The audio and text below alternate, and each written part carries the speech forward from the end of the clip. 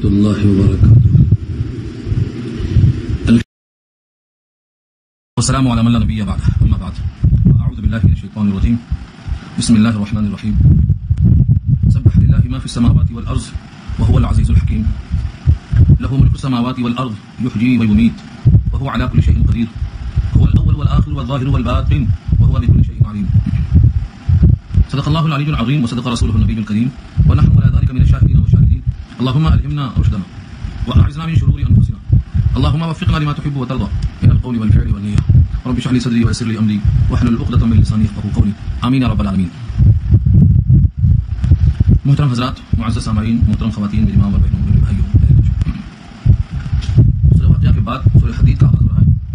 سورہ حدید مدنی آیت ہے اور نزول کے اعتبار سے اس سورت کا جو مضمون بتا رہا ہے احکامات میں سے بھی جو اللہ کی معرفت سے متعلق خصوصی علم ہے اس کو یہاں پر ظاہر کیا گیا ہے. 5 بلکہ 6 صورتیں ایسی ہیں جن کو مسبحات کہا جاتا ہے. ان کے شروع میں لفظ سبحہ یا یسبح آتا ہے. ایسی صورتوں کو مسبحات کہا جاتا ہے.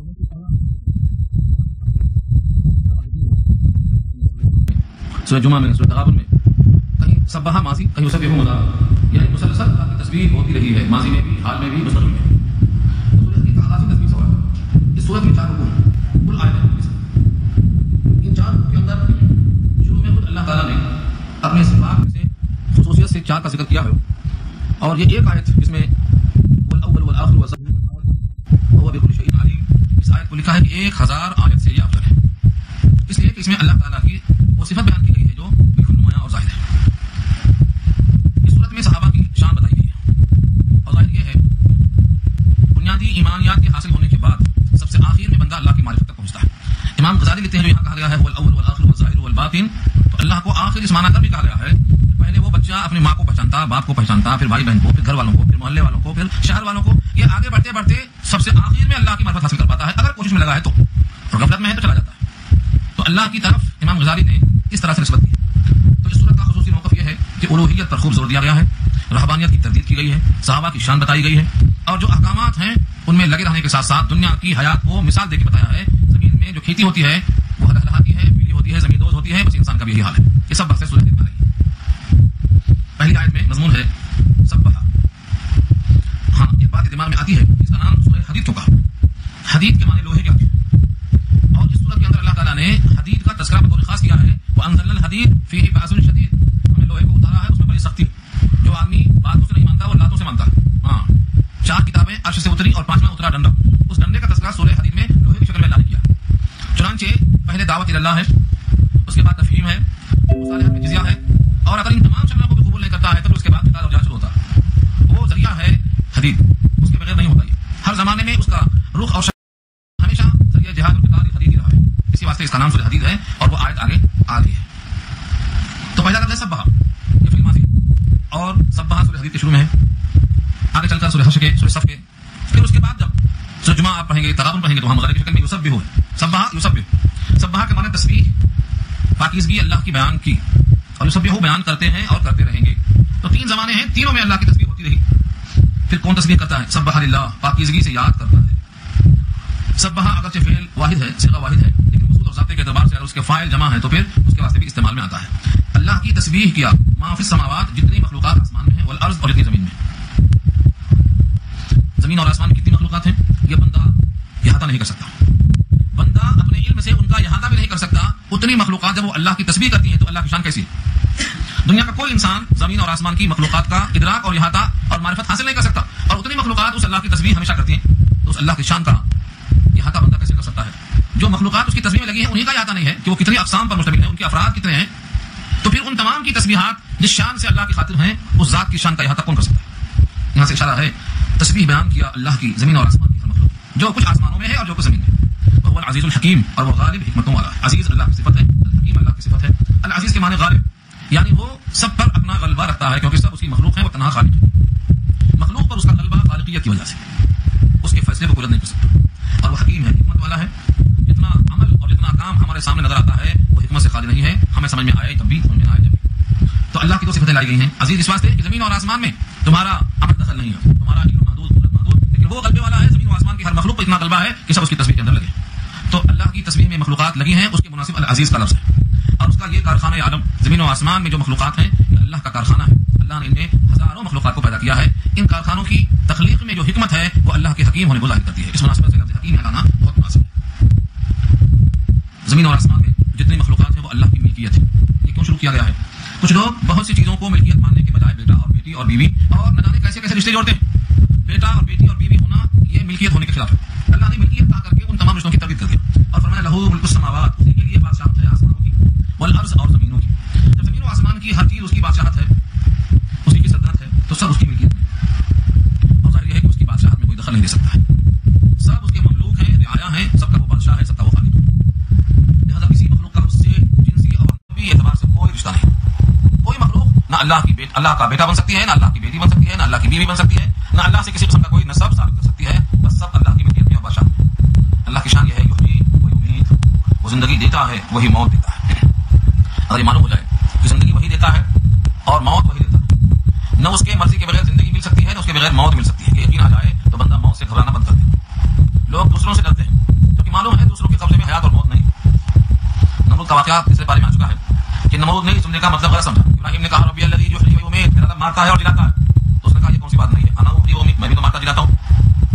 دو قیدیوں کو بلا کر ایک قیدی کو قتل کر دیا اور ایک کو چھوڑ دیا، دیکھو میں جلاتا بھی اور مارتا بھی. تو یہ اس کے دماغ کا فطور تھا. اس نے حیات اور موت کو اس طرح دکھانا چاہا. ابراہیم نے کہا ٹھیک ہے، تیرا علاج یہ ہے کہ تو بداحت کے ساتھ اب دلائل سن. میرا رب سورج نکالتا مشرق سے، تو آج مغرب سے نکال دے. فبہت الذی کفر، اب مبہوت ہو گیا کیونکہ وہاں تک ہاتھ نہیں پہنچتا. میرے خانے کے قیدی تک تلوار پہنچ گئی، دکھا دیا نشہ آیا اس کو، وہاں کیسے پہنچتا، ہکا بکا رہ گیا.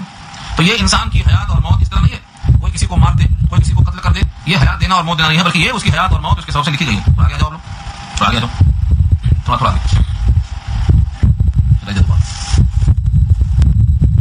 تو موت اور حیات جو ذکر کی گئی ہے یہ اللہ کے قبضے قدرت میں ہے، بندوں کے اختیار میں نہیں.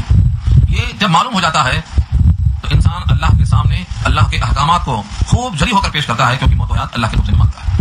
تو زمین و آسمان میں اللہ کی بادشاہت ہے اور وہی حیات دیتا ہے وہی موت دیتا ہے. وہو علی کل شیء قدیر، اور وہ ہر شے پہ قادر ہے. اس سے پہلے بات آئی تھی کہ ہر شے پہ قادر ہونے کا کیا مطلب ہے.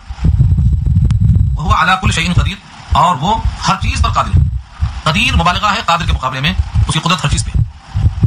اب اس قدرت کو عوام کے درمیان کبھی ظاہر نہیں کیا گیا کیونکہ بہت سے لوگوں کا دماغ الجھ جاتا ہے. لیکن باطل فرقوں نے اسی چیز کو ایسا ابھارا کتابوں سے نکال کر کہ لوگ الجھ کے رہ گئے. اگر آپ سے کوئی سوال کرتا ہے اللہ ہر شے پہ قادر ہے، کیا وہ جھوٹ بولنے پر قادر ہے یا نہیں؟ یہ کتابوں میں لکھا ہوا ہے. آپ تک بات کیوں نہیں پہنچائی گئی؟ کیونکہ آپ ہو سکتا ہے دماغ الجھ جائے، اس ڈر سے لوگوں نے پیش نہیں کیا. یہ سوال جواب سب نقل کیا ہوا ہے. ایک فن ہے جس کا نام ہے عقیدہ، عقائد، علم کلام. اب اگر آپ کہہ دیں کہ اللہ جھوٹ بولنے پر قادر نہیں ہے تو کیا ہوگا کہ وہ عاجز ہو گیا. جو عاجز ہو وہ قادر نہیں، اور جو قادر نہیں وہ خدا نہیں. اور اگر بفر سے محال آپ یہ کہنے سے ڈر گئے اور آپ نے کہا نہیں وہ جھوٹ بولنے پر قادر ہے، تو آپ کیا کہیں گے دیوبندیوں کا خدا جھوٹ بول سکتا ہے، بس گیا. یہ مناظرانہ انداز ہے. آج کل لوگ بھٹکا رہے ہیں، اس لیے میں چاہتا ہوں کہ ہمارے سپاہی تیار خالی سن کے سو جائیں نہیں، ہوش میں آئیں، ذرا قرآن کی آیتوں سے استدلال کرنا سیکھیں. اب تک مدرسوں کے بچوں کو پڑھاتے رہے اور سکھاتے رہے، لیکن ہمارا خیال یہ ہے عوام باشعور ہے، پڑھی لکھی ہے، ان کو اگر سکھایا جائے تو یہ بہت بہترین کام کر سکتے ہیں. دو باتیں یاد رکھو کسی آیت پر کہ ایک میں نے نمونہ پیش کیا ہے اور بہت سی شکلیں پیدا ہوں گی. مناظرہ ہوا ہے آپ کے آندھرا پردیش میں آج سے 10 سال 20 سال پہلے کی بات ہے.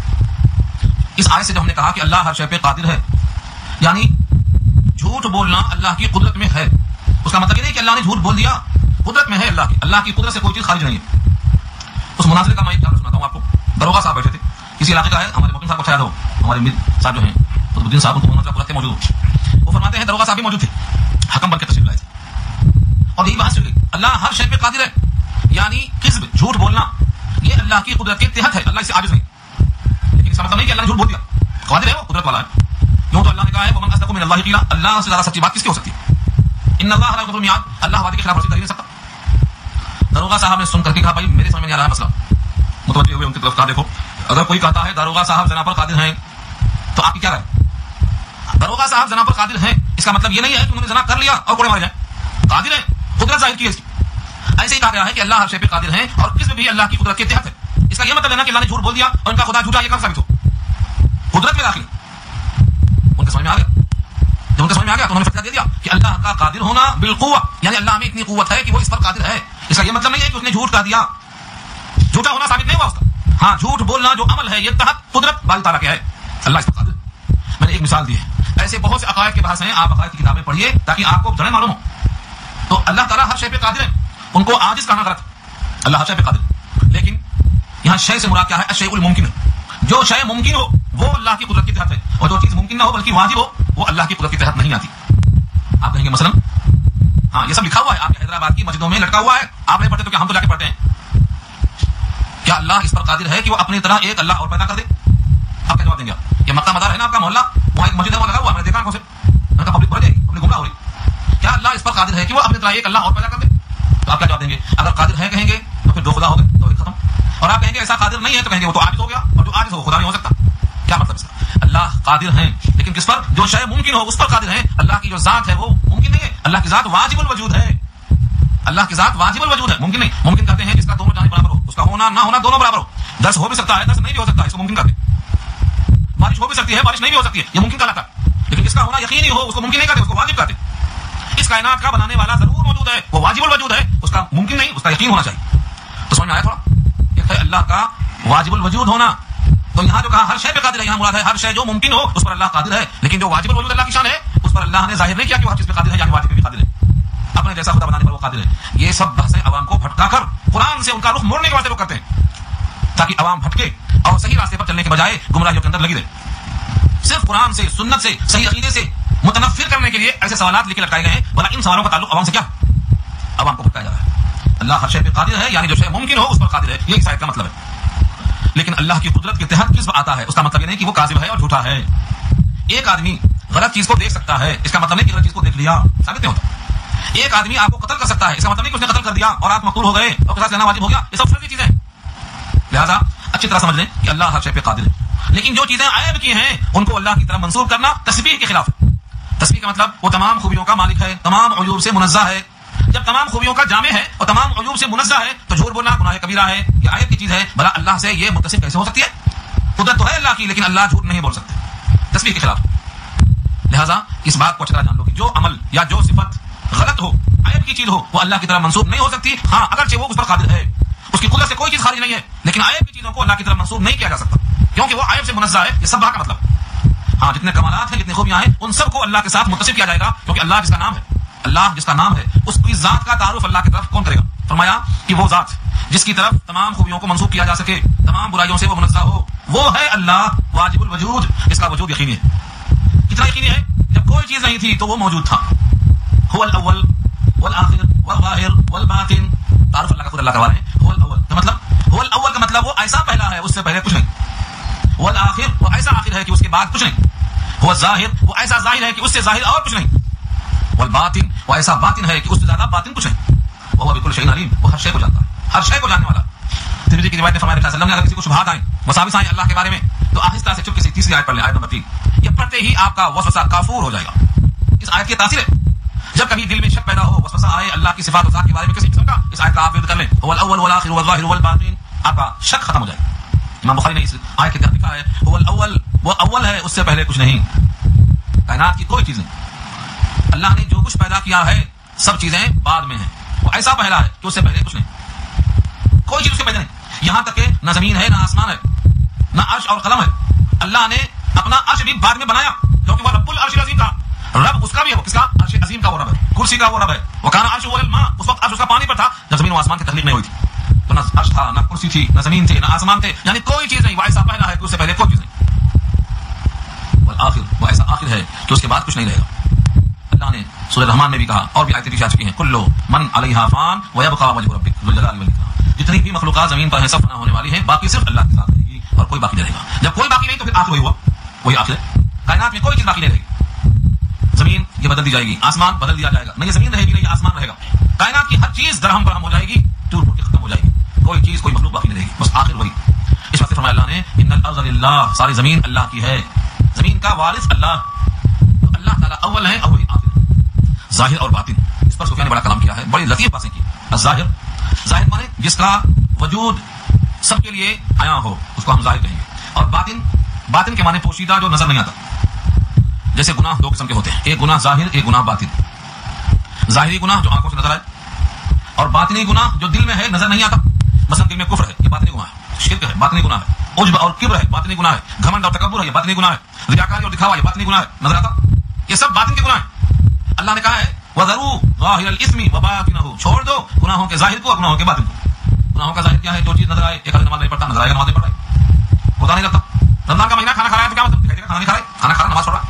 تو وہ چیزیں جو نظر آئے ان کو ہم ظاہری گناہ کہتے ہیں، جو نظر نہ آئے وہ باطنی گناہ ہے. دونوں چھوڑنے کا حکم دیا ہے، بلکہ باطنی گناہ زیادہ مضر ہیں ظاہری گناہ کے مقابلے میں. ریاکاری باطنی گناہ ہے، اس سے سارے عمل باطل ہو جاتے ہیں. یہاں تک کہ نماز دکھاوے کی باطل، روزہ دکھاوے کا باطل، صدقہ دکھاوے کا باطل، جہاد باطل اگر دکھاوے کے واسطے کیا ہے تو، علم باطل. تو ریاکاری ایک ایسا عمل ہے بڑے بڑے عمل باطل ہو جاتے ہیں اس سے. کبر تکبر کا ایک ہی انجام ہے جاننا، عجب اپنے کو بڑا سمجھنا، دوسروں کو حقیر سمجھنا، یہ بہت بڑا خطرناک مرض ہے. تو جتنے بھی باطنی گناہ ہیں وہ زیادہ خطرناک ہیں، اور جتنے ظاہری گناہ ہیں وہ سب کی نگاہوں میں آنے سے زیادہ ظاہر ہو جاتے ہیں، لیکن مضر زیادہ باطنی گناہ. جتنے قلب کے امراض ہیں وہ سب زیادہ مہلک ہیں. اس واسطے اگر کوئی مومن نہیں ہے تو دل کا مرض ہے، اس کی نجات ہی نہیں ہے. کوئی مشرک ہے اس کی بخشش ہی نہیں ہے. ریاکار کا کوئی عمل قابل قبول نہیں ہے. تو یہ سب باطنی گناہ اتنے مہلک ہیں. اللہ تعالیٰ ظاہر اور باطن، کیسے ظاہر کیسے باطن، ہر چیز میں آیا ہے، ہر چیز میں نہاں ہے. خورشید میں نہ آئے پر ذرے میں سمائے. کائنات میں نہیں آ سکتا لیکن دل میں آ سکتا مومن کے. اس کا ظاہر ہونا کیا ہے؟ سورج سے زیادہ ظاہر ہے، مگر کسی کو نظر نہیں آتا. تو باطن اتنا ہے کہ نظر نہیں آتا، اور ظاہر اتنا ہے کہ ہر کائنات کا ذرہ ذرہ دعوت دیتا ہے اللہ کے وجود کی طرف. شیخ الہند دیکھتے ہیں جب زمین کا پردہ پھٹتا ہے اور ایک گھاس کا تنکا اوپر نکلتا ہے، چاہے چنے کا ہو چاہے گیہوں کا ہو، باریک سی کوپل نکلتی ہے زمین کو پھاڑ کے. الذی اخرج المرعى، زمین کو پھاڑنا جبکہ زمین سخت ہے، اور باریک نرم کوپل کو اوپر نکالنا. یہ کوپل اپنے زبان حال سے بولتی ہے مجھے دیکھو، میں وحدہ لا شریک لہ ظاہر کر رہی ہوں. ہر گیا ہے کہ الزمین رویت وحدہ لا شریک لہ گویت، مگر یہ ظاہر ہے، ہم کو نظر نہیں آتا. اس زمین کے اندر سے یہ نکالنے والا کون ہے؟ تو وہ ظاہر ہے اللہ کی ذات ہے، لیکن ہم کو وہ نظر نہیں آتا. اور باطن کا حال یہ ہے، باطن کا اس کا حال یہ ہے، بندہ ہر چیز سے رسائی حاصل کرتا ہے، معرفت حاصل کرتا ہے، ہر چیز کے بارے میں جانکاری حاصل کرتا ہے، لیکن کبھی بھی اللہ کی ذات تک رسائی ممکن نہیں. اس واسطے مفسرین کا قول معتبر اجماعی قول یہ ہے کہ اللہ کی ذات میں غور کرنے سے بھٹک جاؤ گے، اللہ کی صفات میں غور کیا کرو، کیونکہ ذات تک پہنچ نہیں سکتے ہو. ایسا باطن ہے کہ اس کا ادراک نہیں کر سکتے. لا تدرک الابصار وهو يدرك الابصار وهو اللطيف الخبير. وہ ایسا لطیف، ایسا خبیر، ایسا باریک بین ہے کہ اس کو نگاہیں ادراک کر نہیں سکتی. اب پہچاننا کیسے؟ ہم موجود ہیں، ہم نے اپنے آپ کو بنایا ہے کیا؟ نہیں بنایا. ہمیں کس چیز سے بنایا گیا ہے؟ حقیر قطروں سے. ان قطروں کو بنانے والا کون ہے؟ کیا کوئی دعوے دار دنیا میں ہے؟ جب چیز موجود ہے اور بنانے والا کوئی مدعی ہے ہی نہیں، تو خود بخود ثابت ہو گیا کہ کوئی نہ کوئی ضرور پیدا کرنے والا ہے جو ہماری نظروں سے اوجھل ہے، ہماری نظروں سے دیکھنے پر قادر نہیں.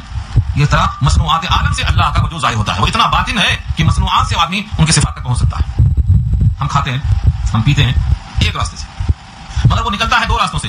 یہ فرق کرنے پر کیا بندہ قادر ہے؟ کیا آپ کے بارے میں آپ کہہ سکتے ہیں کہ میں نے جو کھانا ایک منہ سے کھایا ہے، ان کے اندر سے تقسیم کا جگر نے میرے حکم سے کیا ہے جو فضلے کو الگ کر دے، اور جو قوت اندفاعیہ ہے وہ جسم کو پہنچا دے، اور اس کے اندر سے فضلے کو تقسیم کر کے دو راستوں کو منتقل کر دے؟ کیا کوئی انسان بولنے والا ہے کہ میں کہتا ہوں اپنے اندر؟ یہ خالقیت کی بہترین تمثیل ہے. اللہ فیصلہ کرتے ہیں. شاہ کی مکھی کے شاد ہو یا بھینس سے نکلنے والا دودھ ہو، ہم غٹاغٹ پیتے ہیں، کبھی سوچتے نہیں. اللہ فرماتے ہیں پوری بھینس میں غور کر کے دیکھ لو، جسم میں چارہ جاتا ہے، چارہ ہرا بھرا سوکھا ہو جاتا ہے، اس چارے کو میدے میں ڈال دیتے، میدا اس کو پیستا ہے، اس کے بعد جگر کے حوالے ہوتا ہے، جگر تقسیم کرتا ہے، فضلہ نیچے بھیجتا ہے، خون کی رگوں میں خون کو بھیجتا ہے، اور تھنوں میں دودھ کو منتقل کر دیتا ہے. نہ گوبر کی بو آتی ہے، نہ خون کا رنگ آتا ہے. کون قادر مطلق ہے؟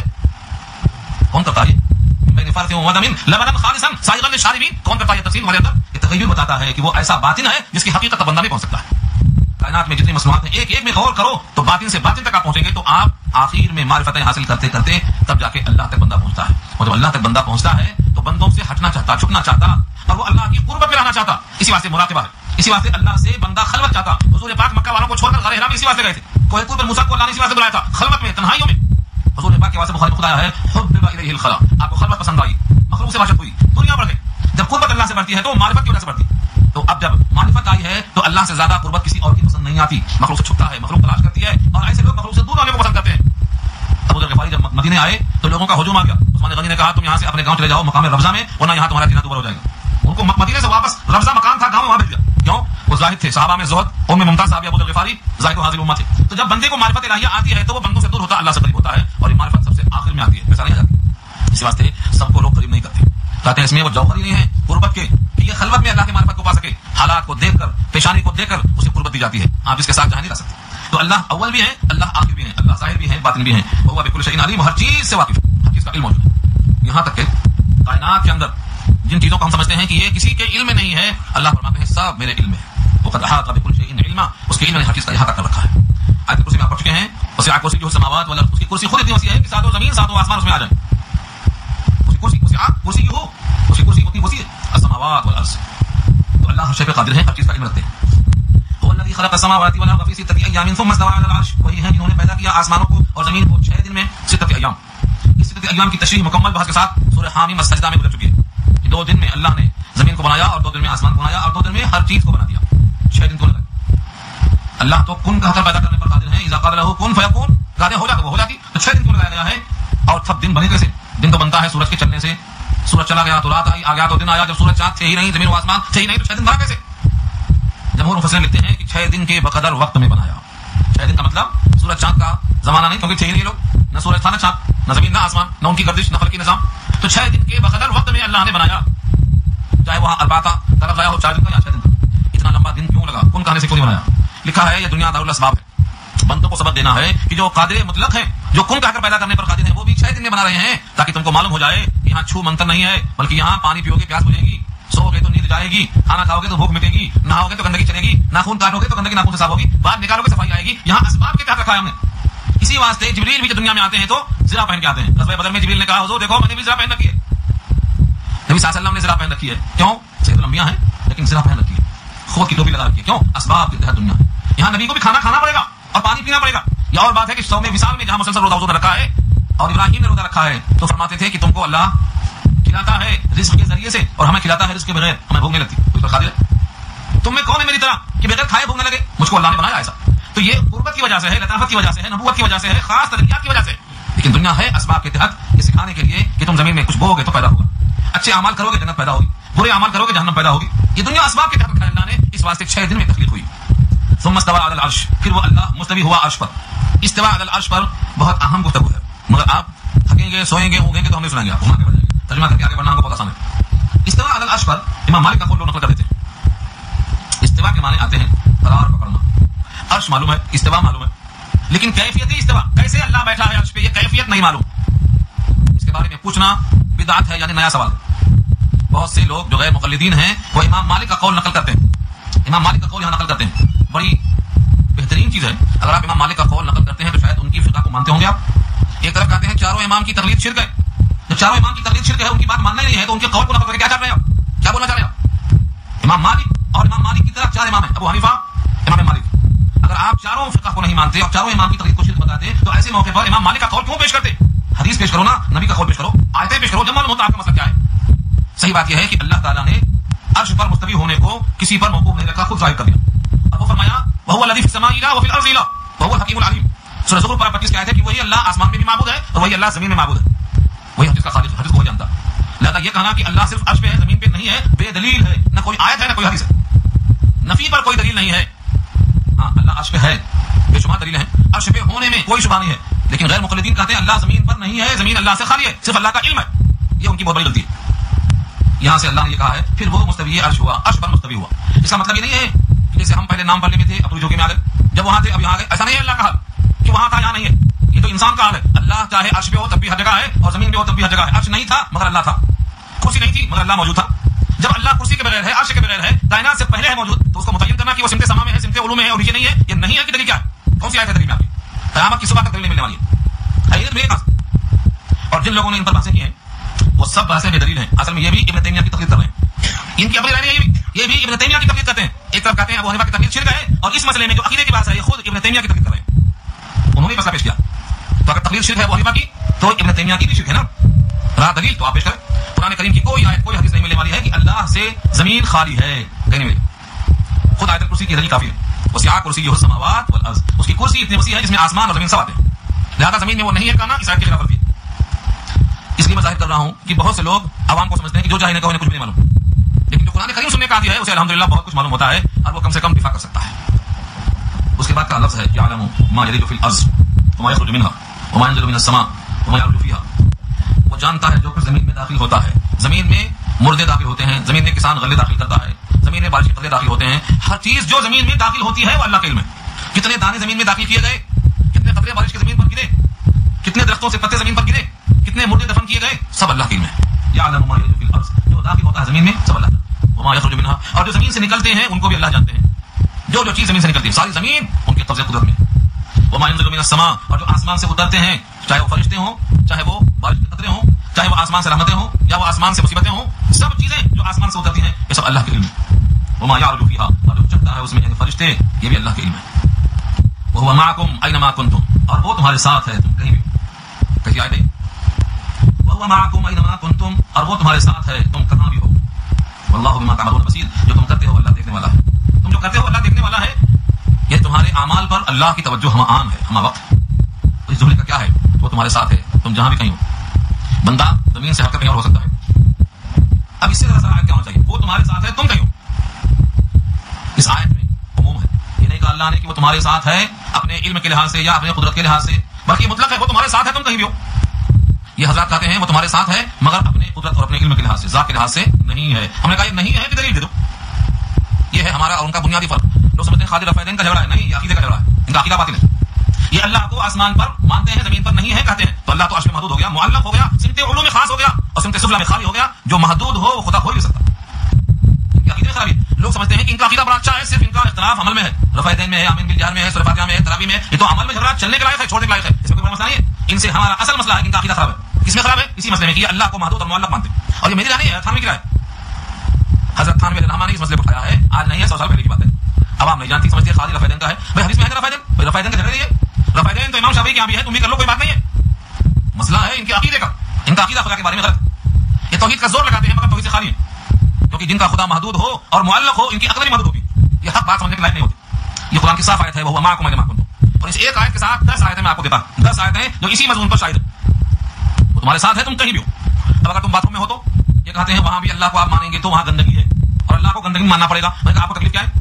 وہ گندگی آپ کے لحاظ سے گندگی ہے، اللہ کے لحاظ سے کچھ گندگی نہیں، تو کیا کریں گے آپ؟ کیوں گندگی سمجھ رہے ہیں آپ؟ اللہ تعالیٰ کے سامنے کائنات کی ہر چیز تسلسل کے ساتھ ہے. یہ دیواروں کی تقسیم تو تقسیم نہیں ہو جائے گا. تو گھر میں تو ہے مگر اس گھر میں نہیں ہے. دیواروں کی تقسیم خدا کے ذات کو تقسیم نہیں کر سکتی. وہ زمین کو اور آسمان کو یکساں ہے اس کے لیے. یہ نہیں ہے کہ وہ زمین میں نہیں ہے اور آسمان میں ہے، اس کا آسمان میں ہونا مانے ہے زمین پر ہونے سے. یہ دلیل تو آتی ہے نبی کے ساتھ. ایک مثال اور دیتے ہیں لوگ، یہ کہتے ہیں القمر معنا، چاند ہمارے ساتھ ہے. یہ عرب کا محاورہ ہے، حالانکہ چاند بہت اوپر ہے، ہم نیچے. اس چاند کے محاورے پہ قیاس کرتے ہیں اللہ کو، جبکہ چاند ہمارے ساتھ ہے. یہ محاورہ ہے اور وہ چاند کے لیے خاص ہے. اللہ کو اس چاند پر قیاس کرنا غلط ہے، کیونکہ اللہ نے کہا لیسا کمثلہ شیء، وہ جیسی کوئی شے ہی نہیں. جب وہ جیسی کوئی شے نہیں تو کسی شے پہ قیاس کرنا غلط ہے. اللہ پر کسی کی تشبیہ دینا، کسی کی تمثیل دینا غلط ہے. اللہ کو سمجھنا ہے تو آیتوں سے ہی سمجھو. اللہ اس آیت میں واضح فرماتے ہیں کہ وہ تمہارے ساتھ ہے تم کہیں بھی ہو. اب یہ